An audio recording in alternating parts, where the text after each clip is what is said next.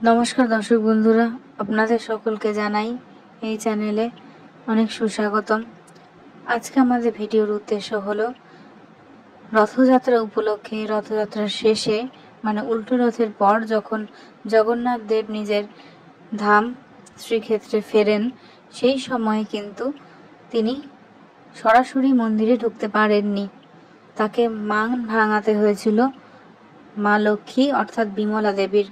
কিভাবে সেই মান ভেঙেছিল, কিভাবে রসগোল্লা খাইয়ে তিনি নিজের স্ত্রীর মান ভাঙিয়েছিলেন, সেই সম্পর্কিত আলোচনা থাকবে এই ভিডিওটিতে। মাসির বাড়িতে একা যাওয়ায় রাগ হয়েছিল মা মহালক্ষ্মীর, সেই সম্পর্কিত কথা তুলে ধরবো আপনাদের সাথে। ভক্ত মনের কল্পনা ছাড়া ভগবানের লীলা যেন অসম্পূর্ণ। তত্ত্বের ভার পেরিয়ে শাস্ত্রকে স্বীকৃতি দিয়েই ভক্ত আপন মনের মাধুরী মিশিয়ে আরাধ্যের লীলারস আস্বাদন করেন। আমরা তাই দেখি বাৎসল্য, সখ্য, মধুর রসের অপূর্ব সব বর্ণনা, যেখানে ভক্ত কল্পনায় অখণ্ড সত্তা ঈশ্বরও মগ্ন মানব লীলায়। কখনো তিনি সখার সঙ্গে ক্রীড়ামত্ত, কখনো আবার ভক্তের বিরহ ভারে তিনি কাতর, আবার মান অভিমানের পালাতেও তিনি অংশ নিচ্ছেন কখনো কখনো। শ্রীক্ষেত্রে লীলা পুরুষোত্তম প্রভু জগন্নাথও এমনই লীলার অনুষঙ্গে আরাধনা করেন তার ভক্তরা। আর শ্রী রাধার মানভঞ্জনের নিমিত্ত একদা বৃন্দাবন ধামে মিনতি করেছিলেন শ্রীকৃষ্ণ। পদাবলী সাক্ষ্য দেয় সেইরূপ অপরূপ লীলা মাধুরীর। অনুরূপ এক মানভঞ্জন পালা অনুষ্ঠিত হয়েছিল পুরী ধামেও। এই লীলাক্ষেত্রে প্রভু শ্রী জগন্নাথ এবং দেবী লক্ষ্মী। রথযাত্রা উপলক্ষে জগন্নাথ দেব তো ভাই বলভদ্র এবং বোন সুভদ্রাকে সঙ্গে নিয়ে মহাসমারোহে চলে গিয়েছিলেন মাসি গণ্ডিচার বাড়ি। সেখানে কাটালেন সমূহ আদর যত্নে বেশ কটি দিন। কিন্তু এর মধ্যেই একটা গোলমাল বাঁধিয়ে ফেলেছেন স্বয়ং প্রভু জগন্নাথ। মাসির বাড়ি তিনি নিয়ে যাননি তার স্ত্রীকে অর্থাৎ দেবী লক্ষ্মীকে। এইবার ঘরে ফেরার পালা তার, অর্থাৎ পূর্ণ যাত্রা অন্তে যখন রত্নবেদিতে পুনরায় অধিষ্ঠিত হবেন রাজাধিরাজ জগন্নাথ, তখন এই অপূর্ব লীলার সূচনা।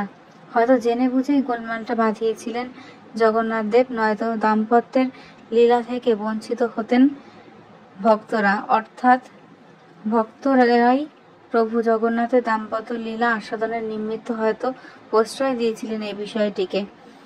সে যাই হোক, আমরা দেখি মাসির বাড়ি থেকে ফিরলেও সহজে তিনি কিন্তু জগন্নাথ দেব মূল মন্দিরে প্রবেশের অনুমতি পান না, কেননা মানেনি হয়েছেন স্বয়ং মা লক্ষ্মী।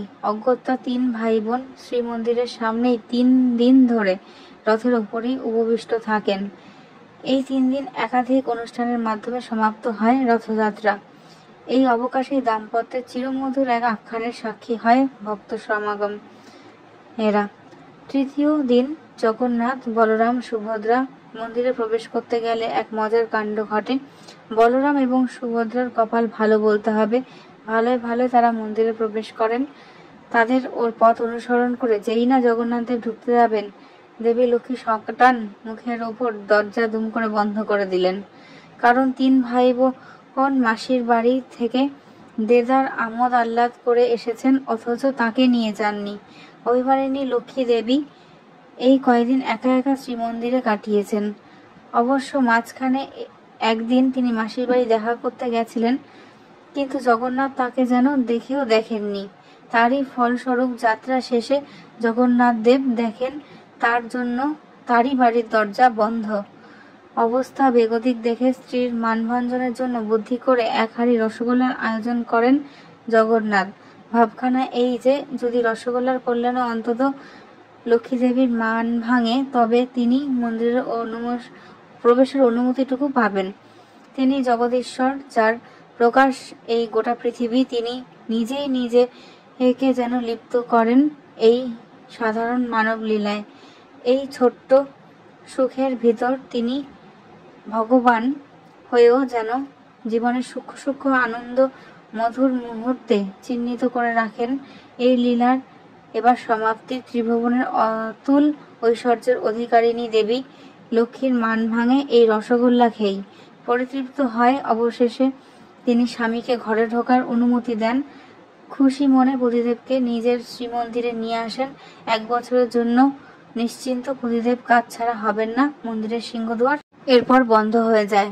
আষাঢ় মাসের শুক্লা ত্রয়োদশীতে নীলাদ্রি বিজয় উৎসব অন্যতম উল্লেখযোগ্য হলো রসগোল্লা উৎসব। ত্রয়োদশীর দিন ভোগ হিসাবে জগন্নাথ দেবকে কয়েকশো হাঁড়ি রসগোল্লা নিবেদন করা হয়। আসলে এই মিষ্টি উপহার দেওয়া হয় লক্ষ্মী দেবীকেই। লক্ষ্মীর মান ভাঙিয়ে তো ঘরে ফেরাতে হবে জগন্নাথ প্রভুকে। ত্রয়োদশীতে তাই রসগোল্লা উৎসবে মেতে ওঠেন ওড়িশাবাসীরা। প্রত্যেক বছর দাম্পত্যের এই মধুর রসের সাক্ষী থাকেন আপামর জনসাধারণ এবং তা অনুষ্ঠিত হয় লক্ষ্মী দেবী এবং জগন্নাথ দেবের সেবায়িতদের মাধ্যমে। বাঙালি এই প্রাণের রসগোল্লাতেই প্রত্যেক বছর রথযাত্রার মধুরেণ সমাপয়েত হয়ে থাকে, অর্থাৎ মিষ্টি মুখে রথযাত্রার সমাপ্ত হয়। এই রসগোল্লা কিন্তু ওড়িশা এবং বাংলার আপন সংস্কৃতির অন্যতম স্মারক। প্রভু জগন্নাথের রথযাত্রা বাংলাতেও সমানভাবে আদৃত।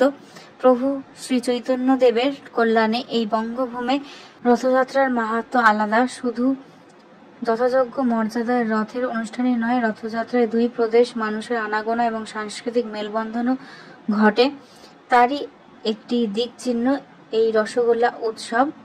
কারণ এই রসগোল্লা কিন্তু 2 জায়গারই মানে বাংলা এবং ওড়িশা 2 জায়গারই একটি উল্লেখযোগ্য মিষ্টি হিসাবে চিহ্ন বহন করে। ভক্তবৃন্দ তাই প্রভুর মন ভর্জন পালায় এনেছে এই সমাদৃত মিষ্টান্নকেই। আজকের ভিডিও এতটুকুই। যদি ভালো লাগে লাইক করবেন, কমেন্ট করবেন, সাবস্ক্রাইব করে পাশে থাকবেন। নমস্কার, ধন্যবাদ। ত্রুটি মার্জনা করবেন।